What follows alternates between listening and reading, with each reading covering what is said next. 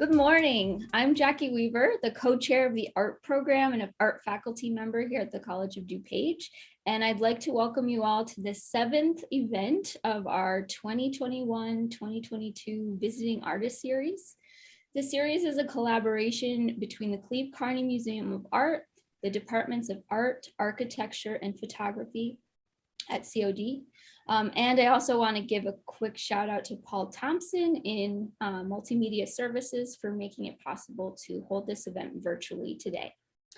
For those of you joining us for the YouTube live premiere of this talk in our screening room, our artist Nyugen Smith is here live to answer questions about the work in the chat box throughout the lecture. So please click on the Watch in YouTube button to post your questions there.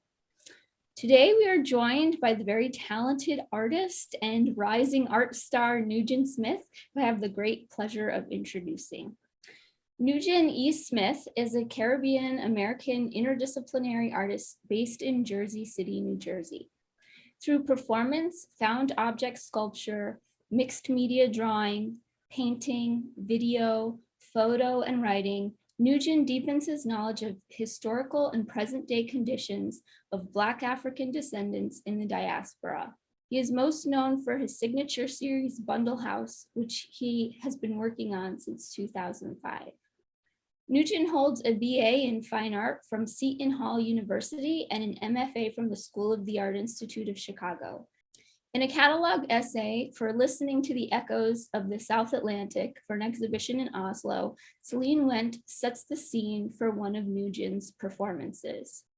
She writes, Smith's deep connection to his ancestral roots permeates his entire practice and is particularly evident in his performances. For his participation in The Sea is History, he engaged the audience in a performance that captured the poetic justice of him occupying and taking control of a European space. The stench of colonialism hung heavily in the air. Before he even entered the room, his presence was forcefully announced by the pungent smell of Norwegian dried cod. Walking slowly and rhythmically through the museum, dressed in a long, timeless robe, his steps were punctuated by the ringing of a handheld bell. As soon as the audience gathered around him, he summoned witnesses through intense gestures and gazes to join him for a swig of Norwegian cod liver oil. He must have had help from the spiritual realm to get so many people to drink from that flask. One couldn't help but feel the strong sense that Smith's ancestors really were right there with us. In this case, his command of a handheld bell was seemingly all it took to invoke ancestral spirits into the space. I really love this description of the way Nyugen's performance capture you, pull you right into this work and engage all of your senses.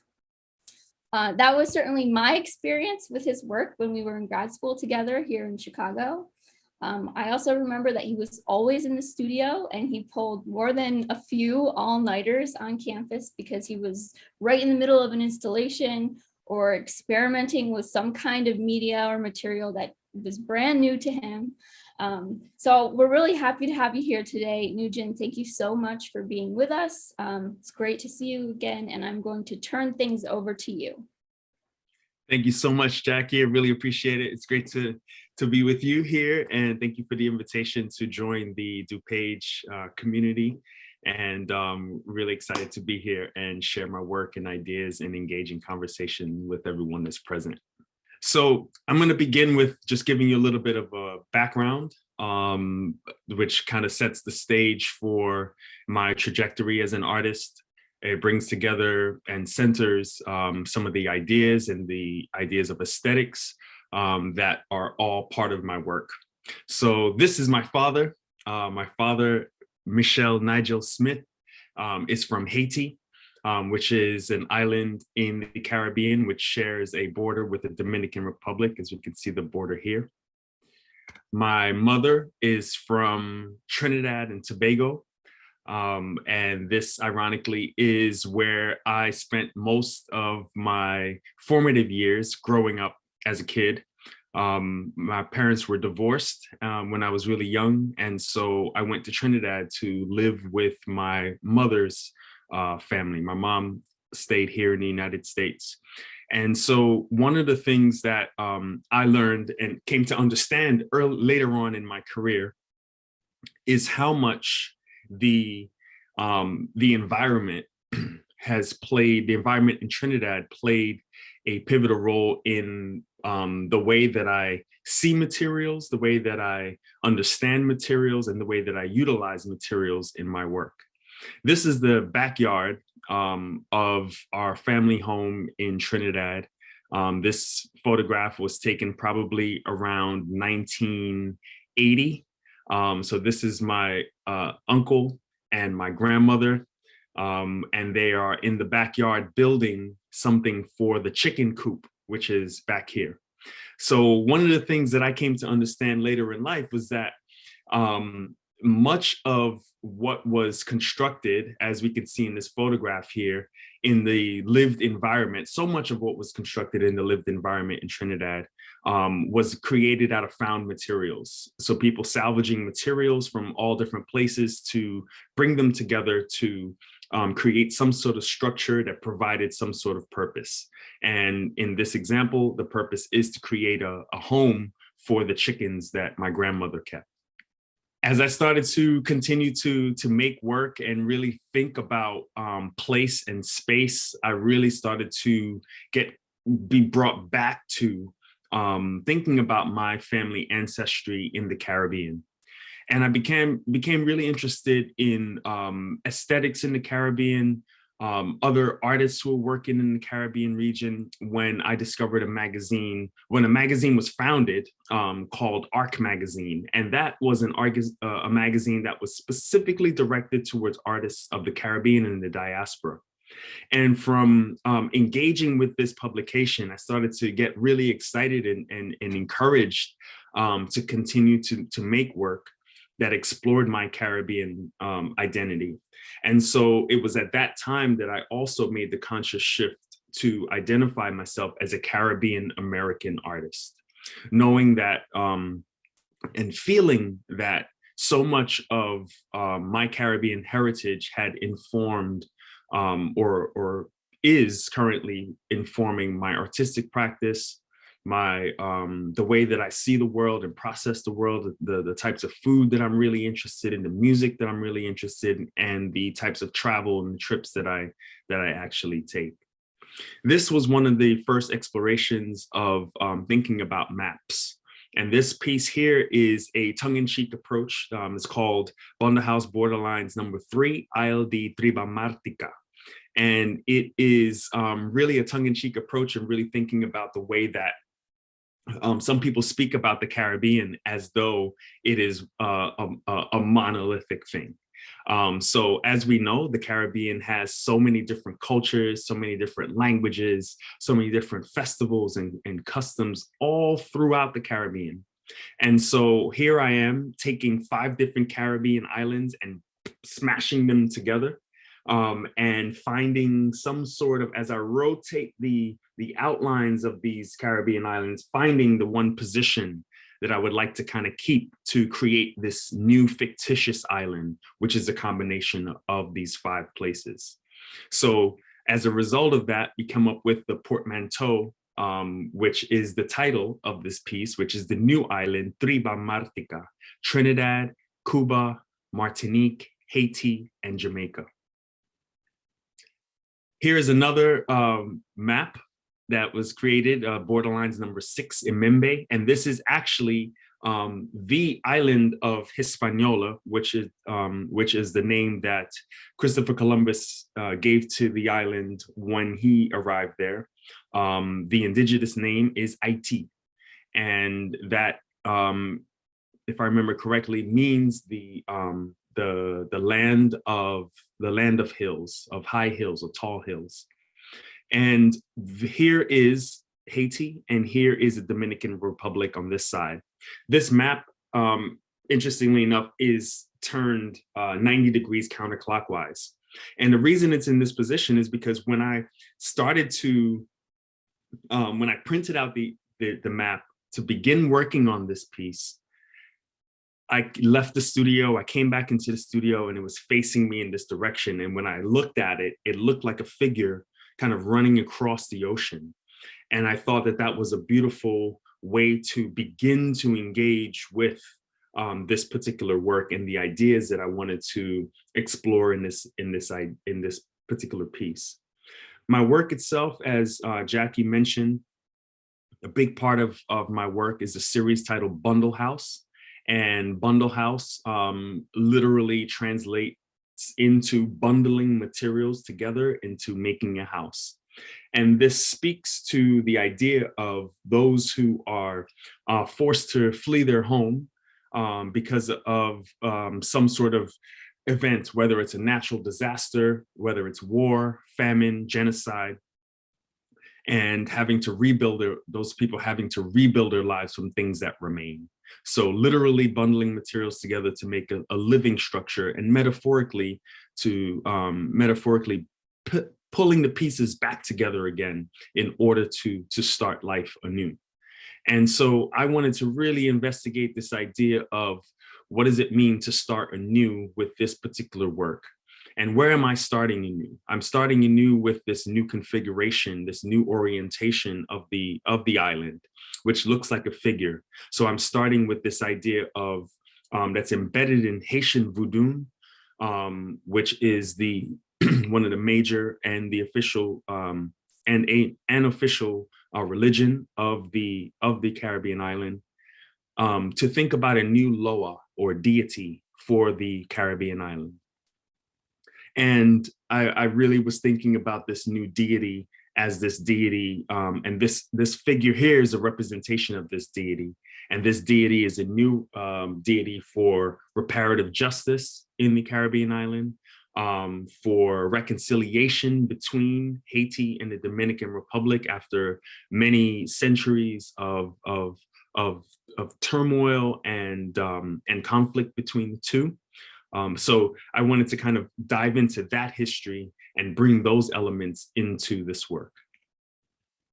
Here's a detail of this particular piece, Emembe. And in this detail, you can see some of the bundle houses closer, right? So if I was to go back one, you see the many bundle houses that populate these maps. And then as you get a little closer, you get a chance to see what these pieces actually look like. Each section of the map is actually created separately and then brought together and hand stitched with needle and thread. And so these stitches here is what forms the border. You see these stitches that go through the entire thing, and that correlates to the name borderlines. And really, I'm thinking about these ideas of the way that colonialism has, through colonialism, how spaces have been divided to the benefit of the colonizer, without regard for the history of the space, the people who live there, and the kind of natural borders perhaps that had existed before. And so when I'm creating these borders with needle and thread, I'm thinking about the delicacy of borders, the fragility of borders, the sometimes the ineffectiveness of borders, as these are obviously porous, where movement can actually happen in between these spaces here. I'm also interested within these maps to bring in elements of the flora and fauna and history and culture, folklore of the particular spaces that I'm sharing. And in this particular map, I'm tapping into the Haitian tradition of creating voodoo flags. And voodoo flags are primarily, traditionally primarily constructed using sequins. And the sequins are essentially the color that enables the creator to create pictorial images that speak to the folklore, speak to the deities that are involved or included or invoked within these particular voodoo flags. I also create sculpture of these bundle houses. And just like with the drawings, the bundle house sculpture starts with a foundation. With those drawings in the maps, they always start with the line. with the sculpture, I'm actually starting with a framework. So the framework is essentially a kind of a crude construction that's on the inside of this, where I'm using wood, I'm using wire to create the actual support structures, to which I attach like fabrics, other found materials. So for example, in this piece, you've got wood, fabric, acrylic paint, you've got sequins, bells, beads, rubber, metal, all of these different things that I combine to actually construct this bundle house, where I imagine that people would actually inhabit. Just as with these maps, I started to create using these cartographic symbols as locations and places where specific events have occurred within the location. So I've actually started to create these symbols and connect them with the sculpture also. So in this particular instance, they function as kind of like landing pads or resting places for the bundle house themselves. So I'm thinking about places like, if, you know, for as an example, if this bundle house existed in a place where climate change has affected the place so much so that there's an incredible amount of flooding, these landing pads essentially kind of, in my mind, kind of act as these kind of flotation devices for the bundle houses as well. Here's another bundle house. I call them FS, and the FS stands for freestanding. So that's kind of code for me and for the public, those who are researching my work, to know that the FS stands for a freestanding bundle house. It's not something that's drawn. It's not something that's collaged onto a wall-mounted work, but it is a freestanding piece. So whether that is a small sculpture or whether that is a large sculpture installation. So the FS mini meaning small, number 7. One of the challenges and the things that is really important to me as I think about creating these sculpture is that because they're made up of found materials, it is a challenge to figure out ways to bring all of these disparate parts together in a way that's cohesive, in a way that is pleasing to the eye, in ways that that allow this piece to all of the individual parts to kind of metamorphosize, to be able to serve a new function within the sculpture itself.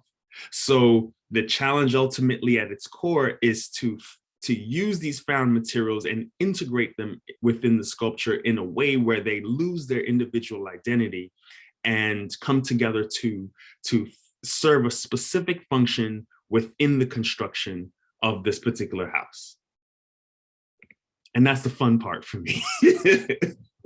The other thing that as we just look at architecture here, right, as Jackie had mentioned in the beginning, architecture being an important part of my practice and interest in my practice.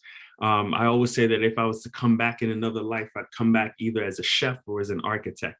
And depending how this art career goes, by the time I'm out of here, maybe I'll come back again as an artist. We'll see. But as it relates to my interest in architecture, it is not necessarily of studying, you know, formal movements of architecture or going into a deep study of architectural materials or anything like that, but it's more about the kind of study that happens by, you know, moving through environments and documenting, taking photos of particular spaces, perhaps video of a space if the kind of movement within a space is kind of resonates with me and I want to capture and I want to kind of document that through video, but really thinking about these kind of informal ways of studying. And so my interest in early 19th century architecture in the Caribbean, but specifically Trinidad and Tobago, led me to the discovery of these drawings, where we're actually able to see a case study house from the early 19th century, Trinidad and Tobago. And fascinatingly enough, during my time of growing up in Trinidad, there were quite a few more of these type of houses that still existed. The floor plan, where we're looking at the floor plan here for that same drawing that we just saw. And so for this particular drawing of this case study house, here is the, well, okay, before we go to there, we're looking right now at an installation where I used that drawing to, in an exhibition where I was asked to think about, all of the artists would think about home. And for me, I had just come back from Trinidad during that time. This date is actually 2015, that's correct. So I'm looking at this vinyl, I'm studying this vinyl, I'm studying the space, I'm looking through the window when I was invited to do a site visit, and I'm thinking about the fact that I can see Jersey City through here. This is at a local community college. And this community college, Hudson County Community College, is a place where many first generation Americans are actually attending college. So the majority of the students that attend this college, their parents were not born in the United States. And so I'm looking through the window of this gallery at the college, through Jersey City, and then across the river to Manhattan. And so we have this kind of layers of view, I should say, like layers within the depth of vision, right? The depth of field. And so I was thinking to myself, like, that about that idea of the way that we see the world is highly dependent on our upbringing and the things that we learned at home.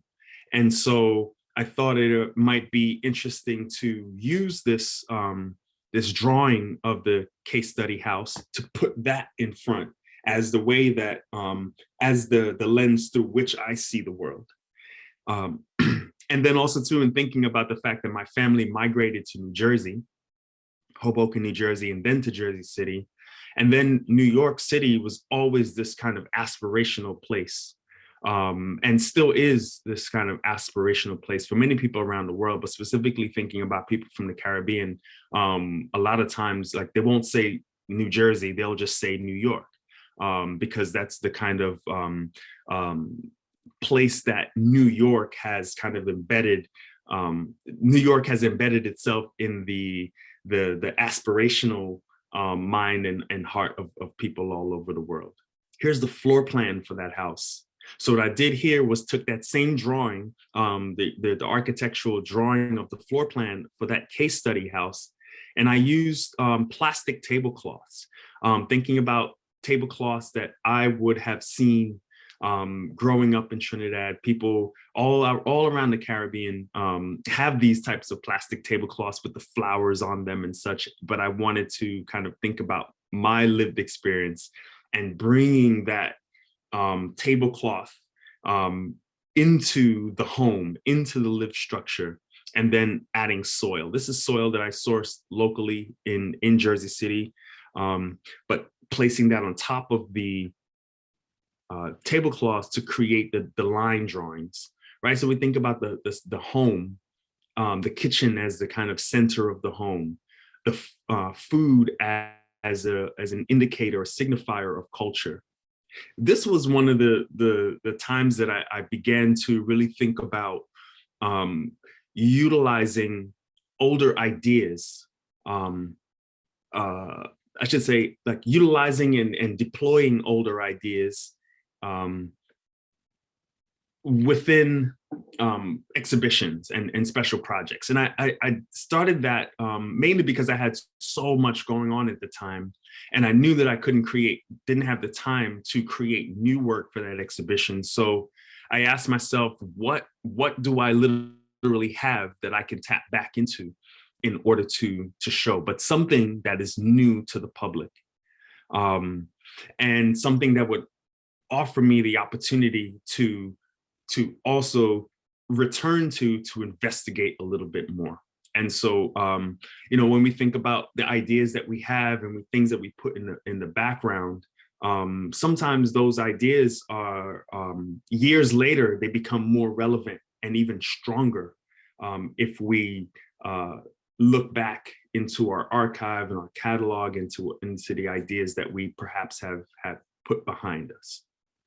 As we think about location, about space and place, I spoke a lot about my Trinidadian side that has really informed me. And so this body of work, Master My Language, has really come out of thinking about that over my lived experience, and up until a large portion of my life, I have not really been connected to my Haitian ancestry, my Haitian side.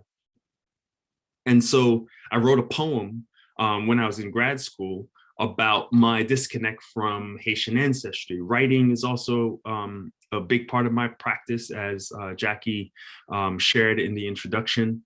And so I wrote this poem about my disconnect from my Haitian ancestry.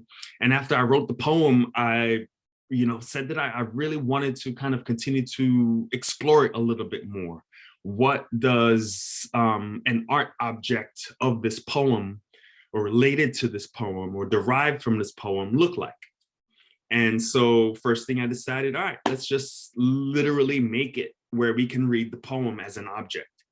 And I had this old piece of rubber, and I started to cut the poem out of these strips of rubber. So cut lines of poem out of the strips. So there are multiple strips that contain the text. So if you held the strip up, you could read the poem vertically across all of the strips.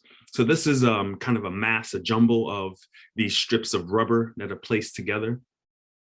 And this is its final iteration, in the way that I decided that I really love to see this particular mass of rubber text in a bowl, on top of plastic grass, on top of a wood base. And this bowl itself is like, growing up, once again, thinking about Caribbean aesthetics and Caribbean home, these types of what we called in Trinidad enamel bowls, enamel cups. And enamel really just speaks to the paint that was used to paint these the plates and bowls and things like that. So we have this bowl here that I found at a thrift shop. When I saw it, immediately brought me back to my childhood in that particular space, thinking about food, thinking about home, thinking about space. And ironically, maybe not ironically, but yes, factually, these vessels exist all throughout the Caribbean and all throughout the world. But I'm speaking specifically, going back to the Caribbean again. My dad confirming that, they did have these types of utensils and plates and cups and things like that. So bringing the language into this vessel that speaks about food and home and kitchen and place and history, I thought it was kind of fitting to put this jumble, right, of mound, almost looks like food, spaghetti or some sort of noodles, something like that, inside of this, right? Then putting it on top of grass, thinking about the lushness of the Caribbean space. After I started to create this work, I'm really looking at the negative space that were formed when I cut the letters out, right? So when I cut out like the letter S, there are these curves that exist. When I cut out sections from the letter O, there are like these circles that come from the center of the letter O, right? So all of these different beautiful forms started to emerge as I began to cut the text. And when I looked at them, they kind of resonated to me as a foreign language. And so I was thinking to myself, wow, this is like a beautiful correlation and parallel between this foreign language that I'm seeing here in these forms and Haitian Creole as a foreign language to me, because I don't speak the language. And so in seeing that connection, I wanted to explore that a little bit more. So I'm saying to myself, aha, what would it look like to try to learn this language as though I'm trying to learn Haitian Creole.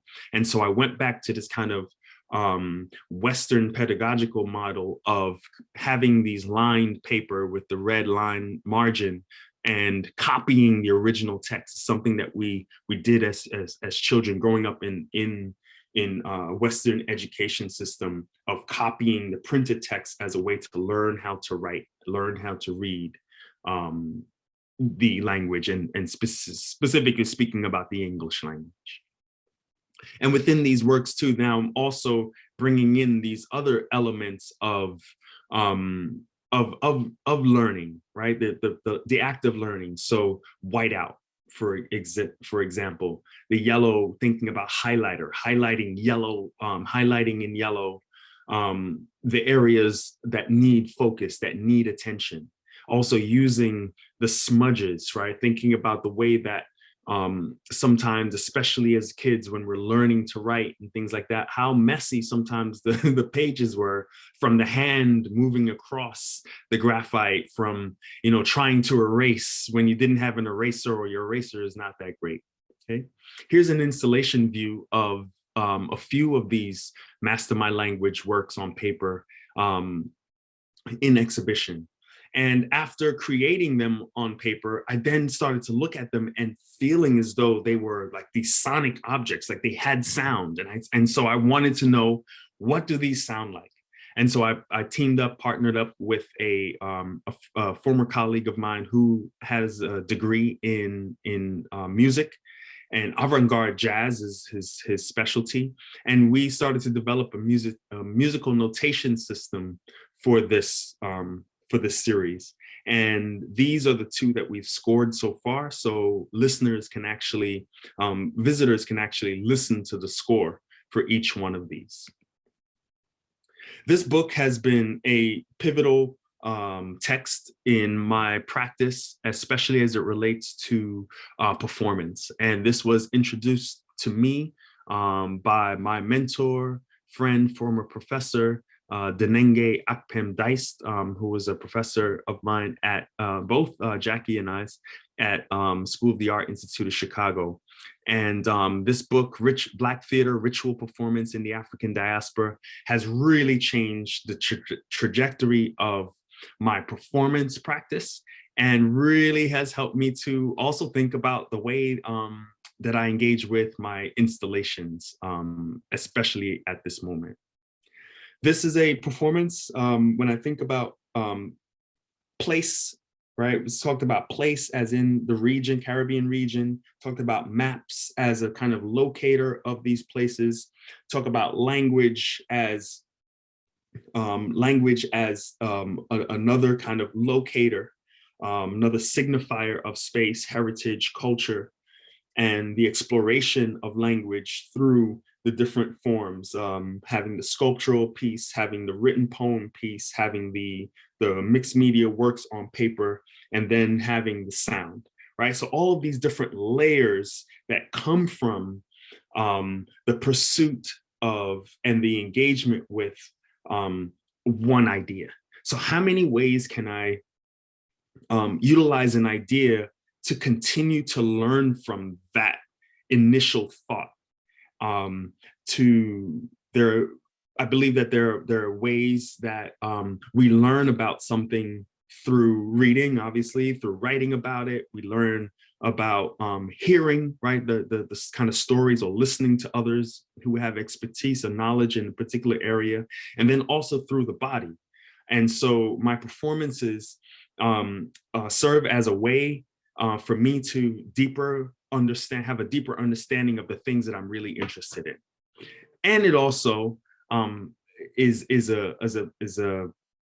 brings into my practice the really important aspect of play. And so having a theater background from my undergraduate years has really given me a lot of important tools that I utilize now in my performance practice, which centers this idea of creating a shared imaginary space, something that the Caribbean writer Edouard Glissant speaks about, as well as to engage in this notion of play and collaboration. This piece is was the first collaborative performance that I did with my dear friend Marvin Fabian, who is now in the realm of the ancestors. We created this performance in 2017, lest we forget to think about the effects of climate change within the Caribbean region. So I wrote this speech, which is a combination of text that I kind of sourced from online that spoke about specifically about Hurricanes Maria and Hurricane Irma that had really devastated so much of the Caribbean in 2017, Caribbean and mainland US, when we think about Miami as a city that is often affected by climate events. And so this particular piece here, I'm compiling all of this text that I'm sourcing online and chopping it up in the kind of way that the Dada artist did with poetry, to create a speech that talks about the urgency of climate change and the urgency of the Caribbean being ground zero for climate change. Marvin Fabian created the soundscape, bringing in elements of music from the Caribbean, such as dancehall, reggae dancehall, bouillon, which is music from his homeland of Dominica, thinking about techno music and other types of electronic music that come from Europe as well. So he fuses all of those to create these dynamic soundscapes through which we made the performances. Here was our second collaborative performance, lest we forget, in Puerto Rico in 2018. And as a part of my performance practice, I'm always engaging, I would say most of the time I'm engaging with what I call witnesses, people who are present for the performance. I consider them witnesses. And I'm engaging the witnesses. The witnesses essentially help to create the performances. And without them, the performance would be very different. And so I come in with an idea of how I will want to begin the performance, perhaps some things I want to do in the middle, perhaps how I want to end it. And this is even in a collaborative performance, I still operate in that way. So with Marvin and I, we had a kind of understanding of how that moves. We also had an understanding of the things that needed to happen when certain sounds came in, et cetera, et cetera.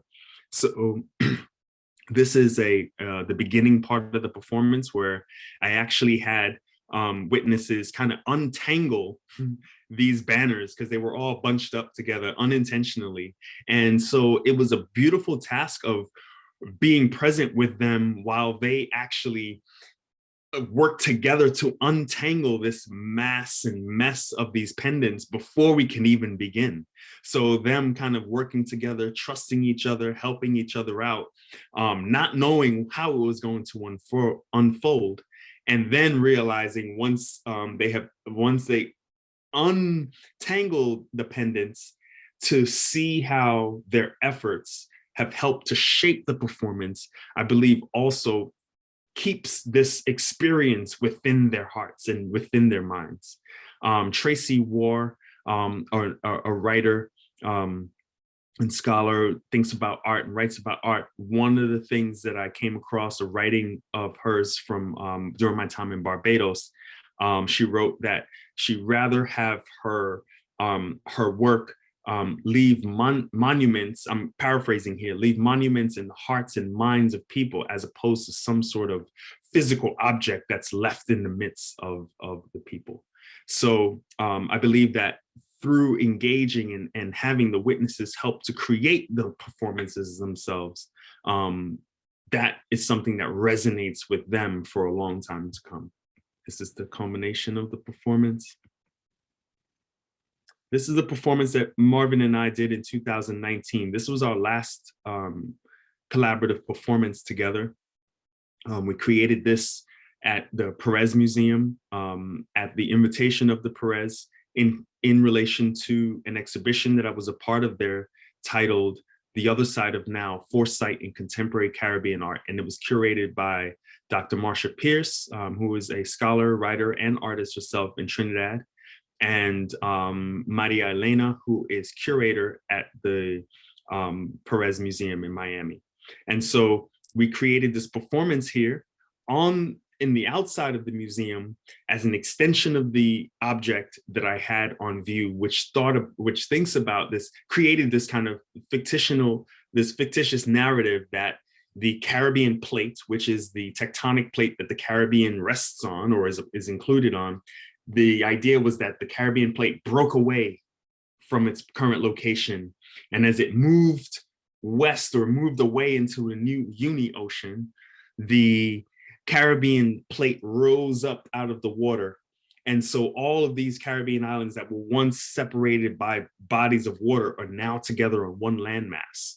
And the kind of beauty that that in my mind that it would emerge from that, such as like the fusion of languages to create new languages, the fusion of cultures and festivals to create new festivals, and all of these other beautiful things that would happen. Of course, it would have its problems, but at the core of that and the celebration of that is all of the magic that would happen as a result of the fusion of cultures and these experiences of all of these different Caribbean places island nations being brought together in one space. And so this performance that took place on the grounds of one of these bundle house installations really explored that idea.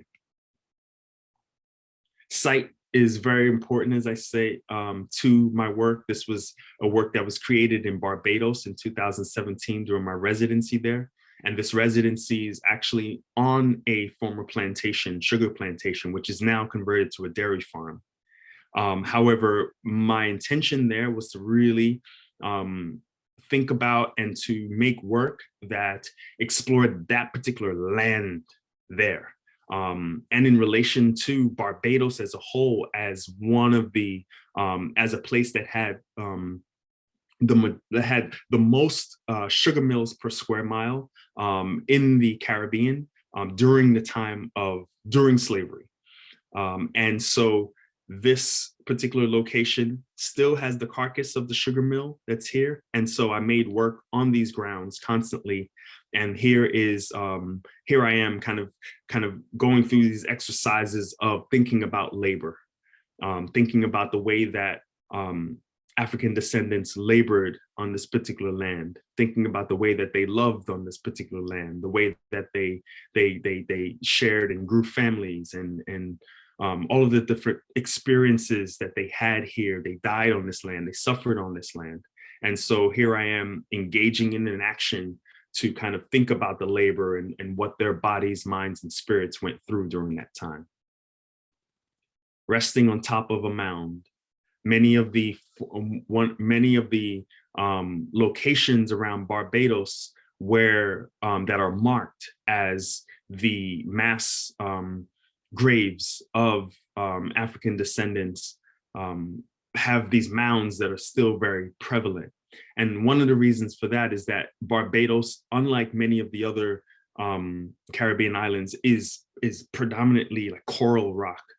And so there isn't that much soil or dirt, if you will, within the landscape. So many of the burials that happened kind of like they weren't able to dig very deeply. So you still see these mounds of places where in many burial grounds across the island. And so here I am engaging in this action on top of a mound of soil and mixed coral that was placed on the grounds of the residency. And so I'm engaging in this action of putting my body on top of these mounds as though my body was within the mound itself. Engaging in thinking about ancestors and ancestor worship and ancestor reverence, but also thinking about these connections with very specific cultural practices and cultural beliefs throughout the African diaspora. So in this image here, I'm thinking about the what is known as Ibeji in Yoruba, from Nigeria, from Yoruba spiritual practice, Yoruba culture in Nigeria, where twins are sacred. And so this was also created in Barbados, as I found this wardrobe that was downstairs in the basement of the house that I stayed in. And I started to engage with that and imagine myself as a twin, and what does this mean, right? This kind of wardrobe being tucked away in the basement in this house on a former plantation, kind of creating these stories in my mind of who or what used this wardrobe. And now I'm bringing back the kind of tapping into this idea of the ancestors or spirits returning through the wardrobe to create this piece. So really just having a great time experimenting with light, experimenting with the structure, and how many ways or in what ways can I represent a duality of self within this piece itself. And obviously what I've done here is like, it wasn't really two of me. So obviously what I've done is Photoshopped it, right, in order to bring these two together. And that was also a interesting kind of approach and practice for me as well. Mr. Johnson with the horses on that same grounds of the residency. And every day I would pass the horses and really start thinking about the notion that in Haitian voodoo and also in other African-based spiritual practices, they believe that once the deity comes into the body of the human, that person is now being possessed by the spirit. They say that the body or the person becomes the horse for the spirit. And so every day passing these horses, that kept coming to mind, the horse for the spirit, the horse for the spirit. And so I wanted to engage with that idea. And so what I thought to myself was this idea of like, wow, how can I physically become the horse for the spirit? Okay, and then the spirit needs, I'm the horse, the spirit needs something to be able to rest, to be able to ride this horse. And so I thought, hey, it needs a saddle. So I came up with this idea of the spirit saddle. So here's a mock-up of Photoshop, just taking a horse saddle, thinking about what can I use from these other materials that are used in conjunction with controlling a horse to create a garment or the structure that would essentially support the spirit saddle. So I thought about the bridle on the horse's face and how that could perhaps be modified to create the structure for the saddle. And so once I got back home, I went to some friends who have a leather production company, and met with them. I asked them if they can help me think about this bridle. So they had one of their suppliers send them a bridle, and met with them to talk about creating this bridle, a larger custom version of this bridle that would actually fit on my body. And then from there, I went to another friend who's a sculpture professor at a local university to weld a steel frame to connect it to this bridle to be able to then attach the saddle to that. And here we have the development of the spirit saddle, right? So now I'm able to wear this and be able to move around and think about the spirit riding this body.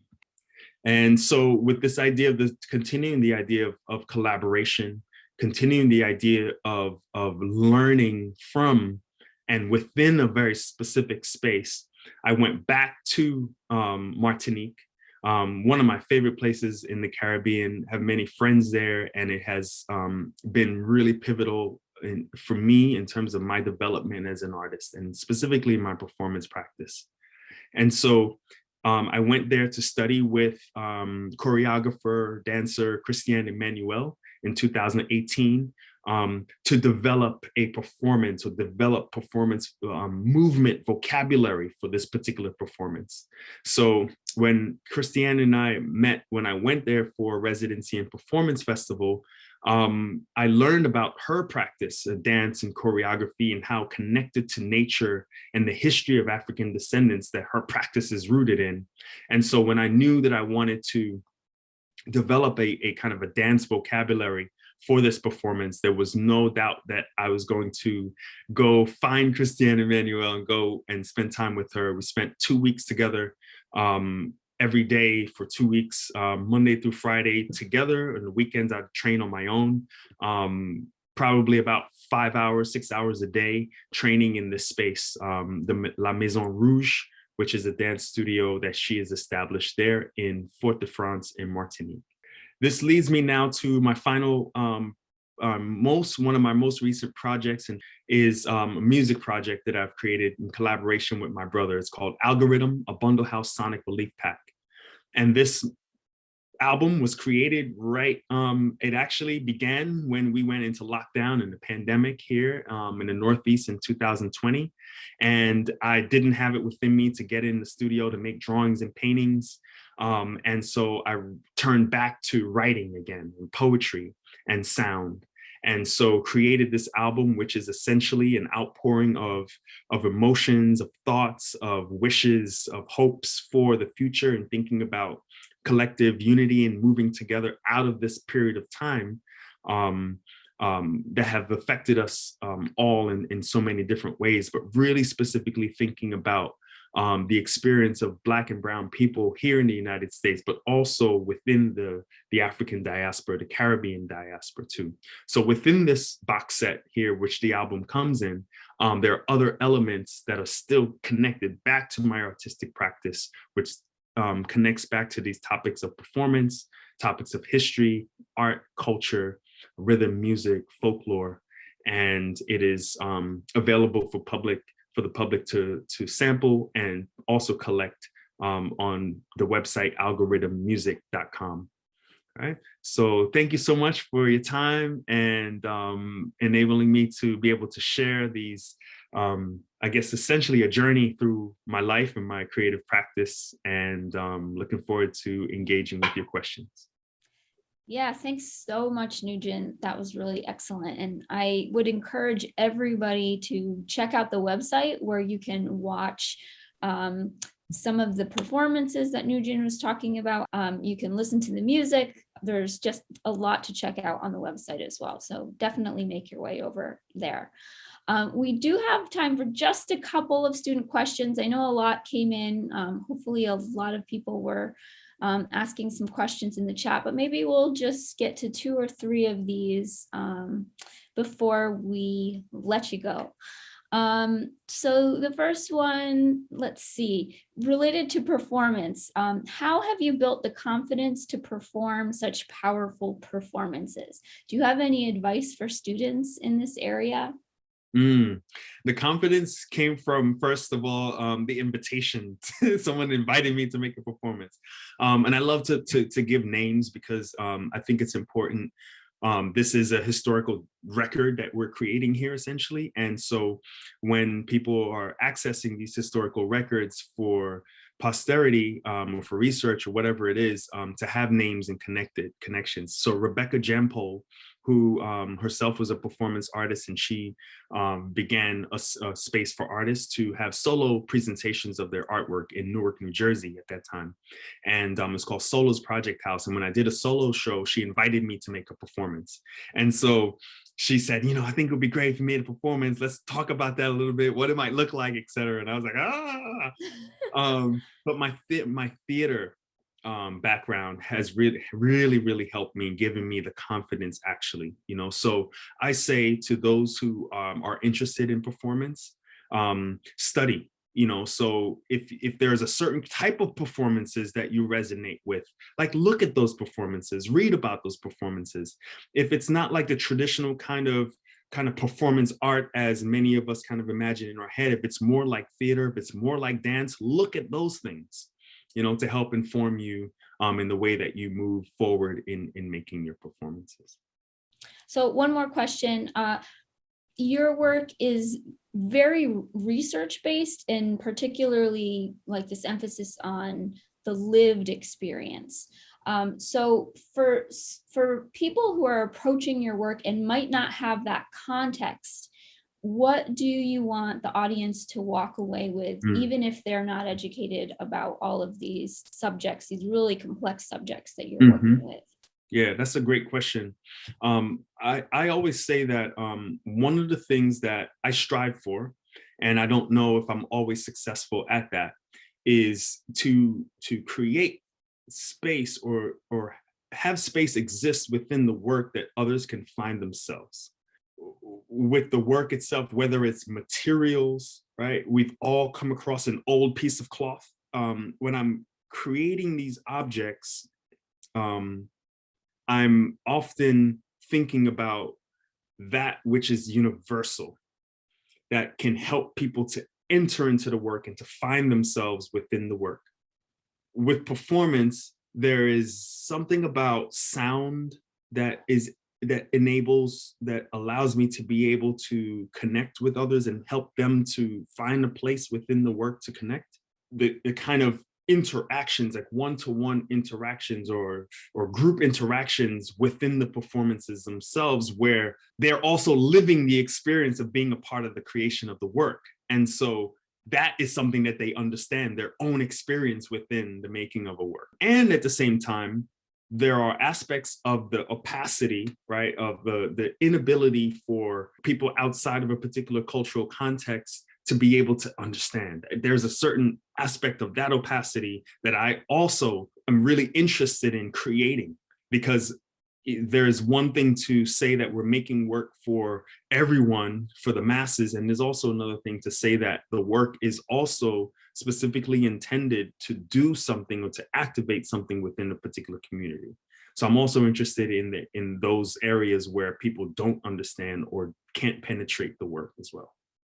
Right, and that shows up in the Master My Language, some of those images as well. Thank you for that. Thank you for your time and sharing all of your work with us. I really appreciate you spending a little bit of time with us today. And thanks everybody who's joining us at home or in the classroom. Thanks to everybody who's contributing questions in the chat. This lecture will be archived on our website. So if you go to the ccma.org, just look for the Visiting Artist Series tab, and you'll be able to find the archive to watch this again or share it with a class. Our next event is on April 13th at 11 a.m. and that will be an artist lecture by the artist John Beal. And we look forward to seeing you all then. Thanks.